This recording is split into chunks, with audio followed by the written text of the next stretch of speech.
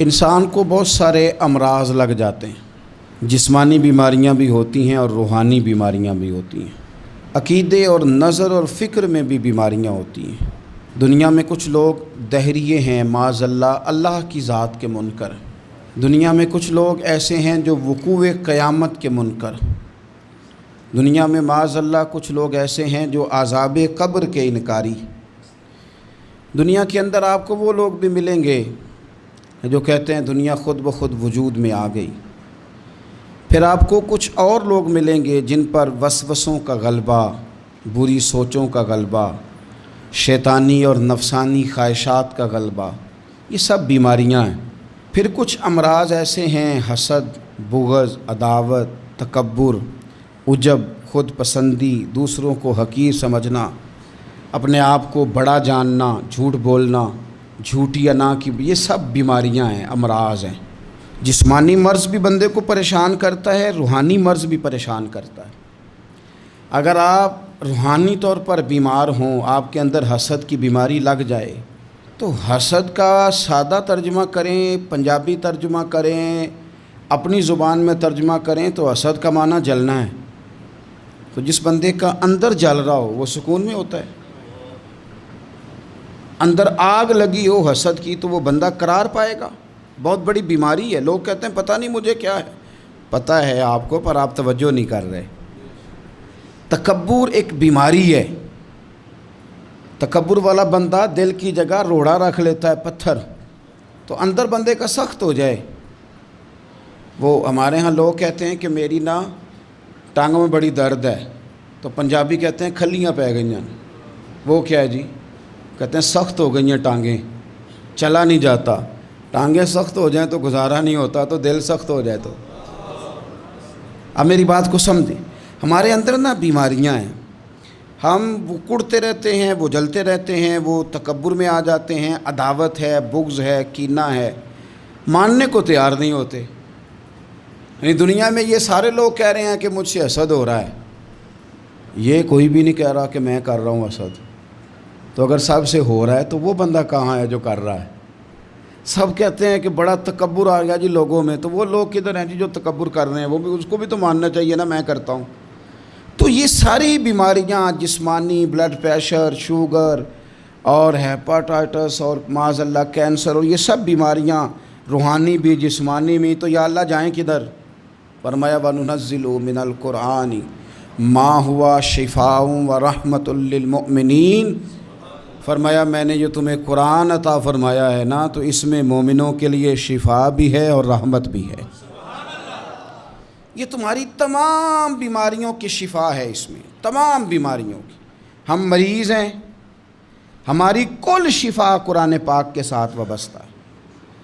اور اگر صحیح طبیب تک بندہ نہ جائے تو پھر وہ ساری زندگی بیچارہ الجھا رہتا ہے، اسے کامیاب علاج میسر نہیں آتا۔ اس میں جسمانی، حضرت عائشہ صدیقہ رضی اللہ تعالیٰ عنہ فرماتی ہیں میں نے نبی پاک صلی اللہ تعالیٰ علیہ وآلہ وسلم کو نا مرض وصال تک دیکھا ہے، حضور کے وصال تک، کہ حضور قرآن پاک کی آخری 2 سورتیں پڑھ کے سورۃ فلق اور ناس اپنے ہاتھوں پہ پھونکتے تھے، پھر جسم پہ ملتے تھے۔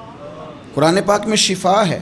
اب تو لوگوں نے دم درود کو نا اس کو بڑا ہلکا سا کام سمجھ لیا۔ ویسے بھی یہ عاملوں کے ہتھے چڑھ گیا، ملنگوں کے ہتھے چڑھ گیا، کاروبار بن گیا، تجارت بن گئی۔ ورنہ قرآن پاک کی آیات پڑھی جائیں تو حضور نے فرمایا سورہ فاتحہ میں شفا ہے، اس میں کرم ہے۔ یہ چیزیں جو بڑی ہمارے لیے سود مند تھی، فائدہ مند تھی، ہم چھوڑ گئے۔ ایک بڑی خوبصورت حدیث ہے، سنیے گا۔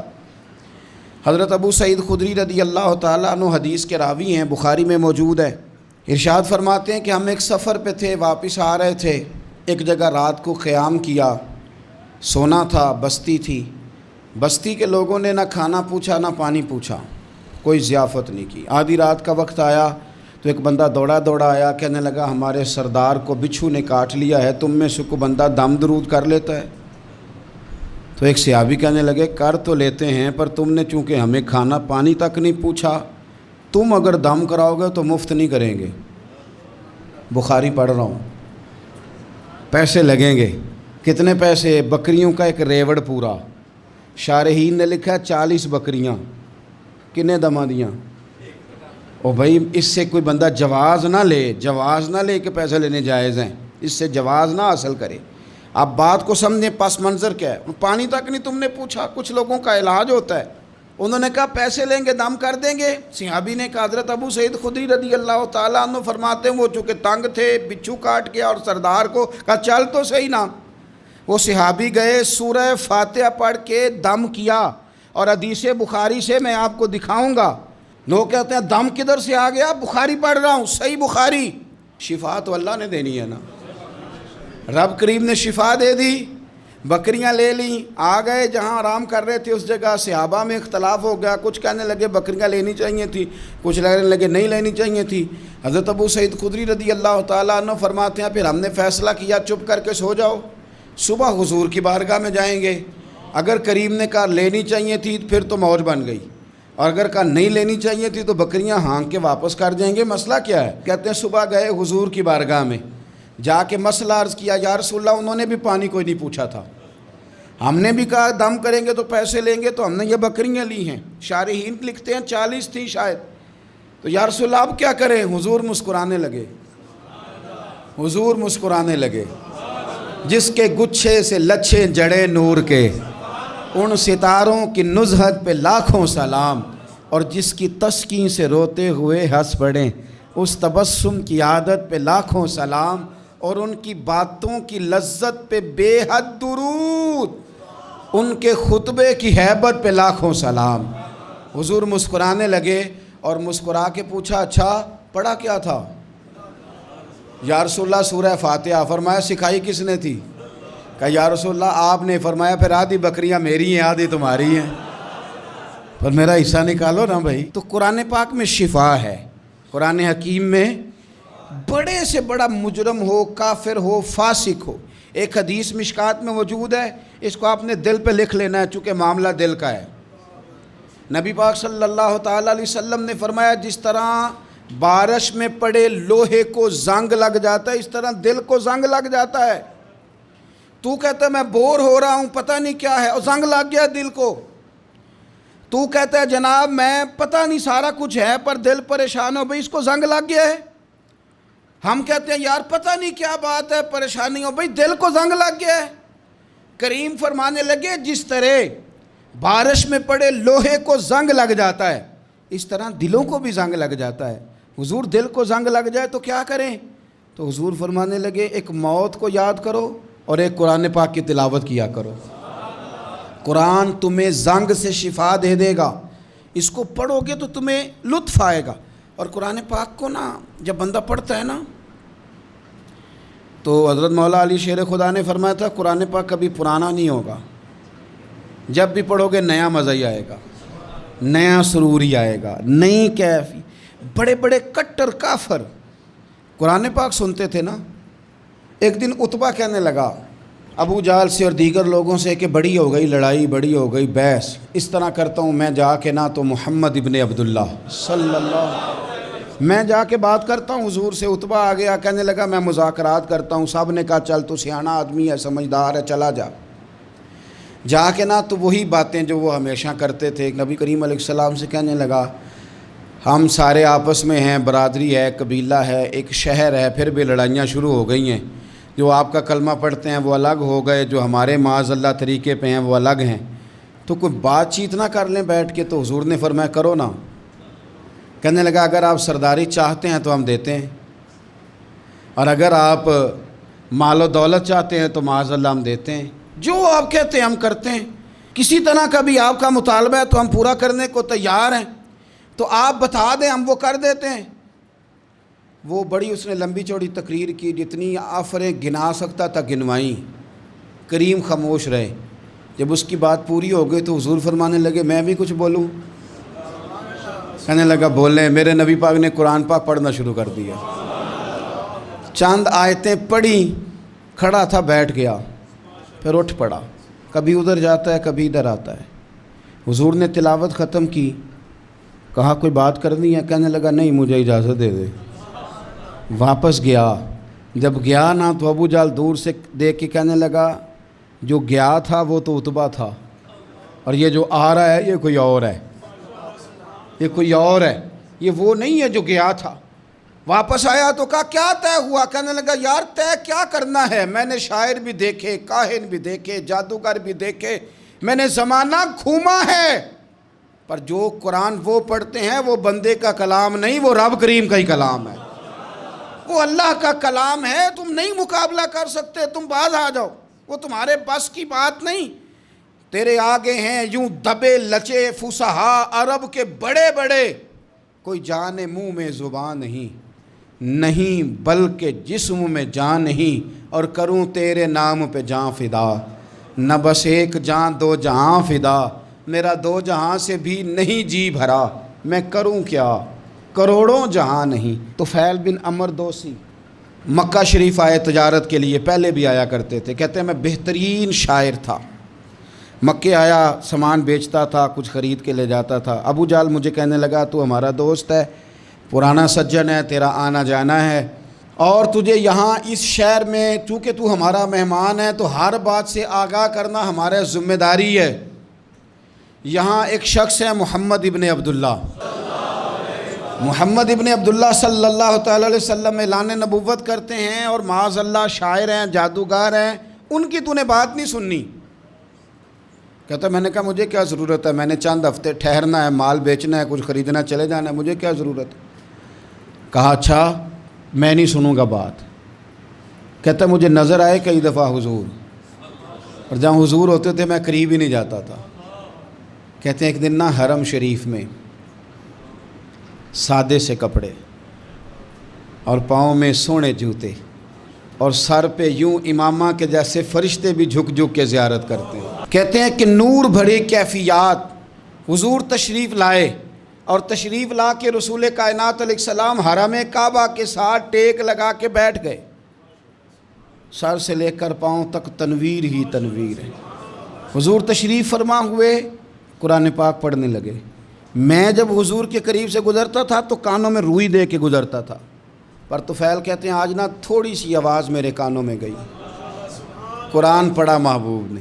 اور ویسے بھی کیا کمال ہوگا جب یاسین والے نبی خود یاسین پڑھتے ہوں، جب طٰہٰ والے نبی اپنی زبان سے طٰہٰ کی تلاوت کرتے، وَالضُّحَىٰ وَاللَّيْلِ اِذَا سَجَىٰ جن کے بارے میں آیا جب وہ تلاوت کرتے ہوں، الم نشرح لک صدرک جن کے سینے کی تعریف اللہ نے کی، جب وہ ان آیتوں کی تلاوت کرتے ہوں گے تو کیا شان ہوگی۔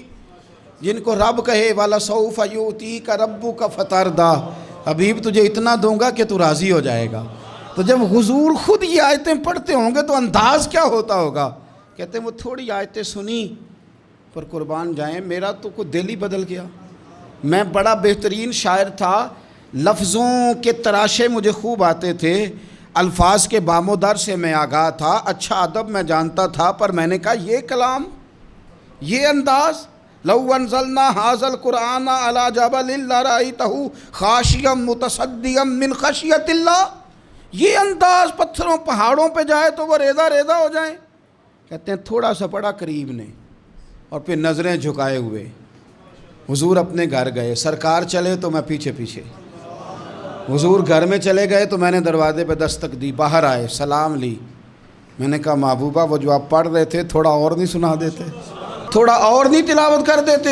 کہتے ہیں رسول پاک نے نا پھر قرآن پڑھنا شروع کیا، میں کبھی بیٹھتا تھا کبھی اٹھتا تھا، جب حضور نے تلاوت مکمل کی تو میں نے آگے بڑھ کے ید اللہ والا ہاتھ تھاما اور دست مبارک پکڑ کے کہا سونیا یہ مجھے کہتے تھے نہ سننا، میں نے زمانہ دیکھا ہے، میں کوئی عام آدمی نہیں، میں سردار ہوں، میں نے دنیا دیکھی ہے، مجھے قسم ہے جو آپ کی زبان سے نکل رہا ہے وہ بشر کا کلام نہیں، آپ مجھے کلمہ پڑھائیں، میں مسلمان ہونا چاہتا ہوں۔ بڑے بڑے کفل ٹوٹے، حضرت عمر بھی آئے تو آئے قرآن کی تاثیر کی برکت سے۔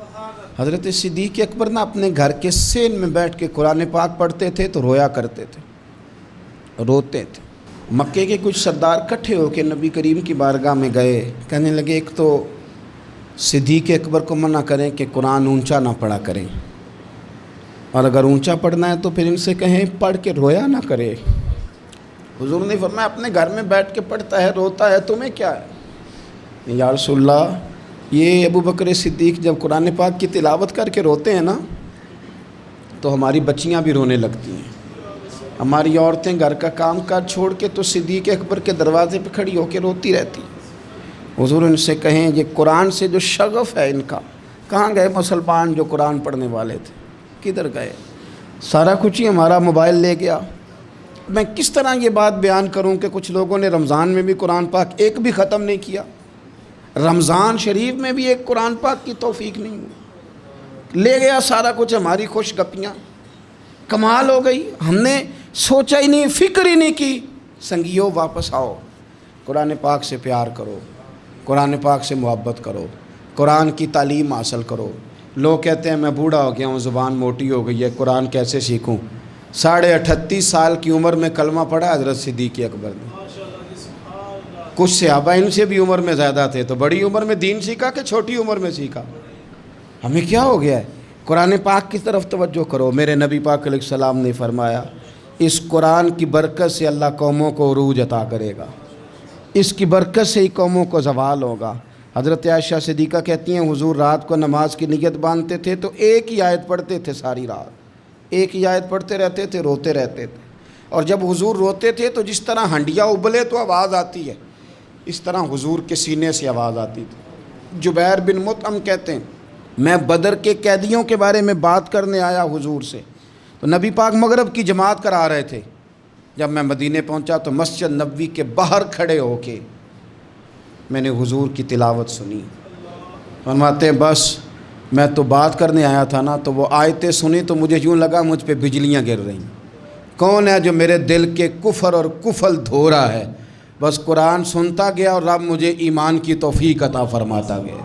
میں نے کلمہ پڑھ لیا، مسلمان. قرآن ہی ہمارے ہر مسئلے کا حل ہے. میں کیا کروں؟ قرآن پڑھتے ہیں ہمارے ہاں، پر قبروں پہ پڑھا جاتا ہے، پر ختموں پہ. کیا قرآن پاک کا یہ حق نہیں تھا کہ وہ شادی والے دن بھی پڑھا جاتا؟ کیا قرآن پاک کا یہ حق نہیں تھا کہ وہ اسمبلی میں بھی پڑھا جاتا؟ قرآن پاک نہ شکایت کر رہا ہے، شکایت کرتا ہے کہ ان لوگوں نے نا مجھے ختموں پہ پڑھا ہے، اسمبلی میں نہیں پڑھا. وزیر اعظم کے خطاب سے پہلے تلاوت ہوتی ہے تو یہ تلاوت کے بعد یہ اعلان کیوں نہیں کرتے کہ ہم کریں گے وہ جو قرآن کہے گا؟ صدر کے خطاب سے پہلے تلاوت کراتے ہو تو یہ کیوں نہیں کہتے کہ اب ہوگا وہ جو قرآن کہہ رہا ہے؟ اسمبلی کا اجلاس تلاوت قرآن پاک سے شروع کرتے ہو تو یہ بھی تو کہو نا قرآن کے مطابق فیصلے ہوں گے. عدالتوں میں قسمیں اٹھانے کے لیے قرآن رہ گیا ہے، اس پہ ہاتھ رکھ کے کہو جو کہوں گا سچ کہوں گا. آج کے بعد وکیل بھی ہاتھ رکھے نا قرآن پاک پہ، جج بھی ہاتھ رکھے قرآن پاک پہ، گواہ بھی رکھے، ملزم بھی رکھے، اور مدعی بھی بتائے کہ اس نے پرچہ صحیح درج کرایا ہے، اس نے صحیح درج کرایا ہے، نام صحیح لکھوائے ہیں. اور یہ سارے بتائیں جج سے لے کر ملزم تک کہ ہم فیصلہ وہ کریں گے جو قرآن پاک نے ہمیں کہا ہے. صرف قسموں کے لیے رہیں گے. 2 صورتیں پڑھنی نہیں آتی اور تم بیچ میں قرآن پاک کو لا کے قسمیں اٹھاتے ہو. وہ تاجر جو دکان شروع کرنے سے پہلے تلاوت کراتا ہے کس لیے کراتا ہے؟ کہ میں تجارت قرآن پاک کے مطابق کراؤں گا، اس لیے کراتا ہے. وہ تو کہتا ہے ذرا دکان صحیح چلے، ذرا برکت آ جائے. برکت نری تلاوت کرانے سے نہیں آئے گی. قرآن کے مطابق تجارت کر، پھر زیادہ برکت آئے گی. قرآن کے مطابق قرآن کے علم کو عام کیا جائے، قرآن کے نور کو عام کیا جائے، قرآن پاک کے ادارے مضبوط کیے جائیں.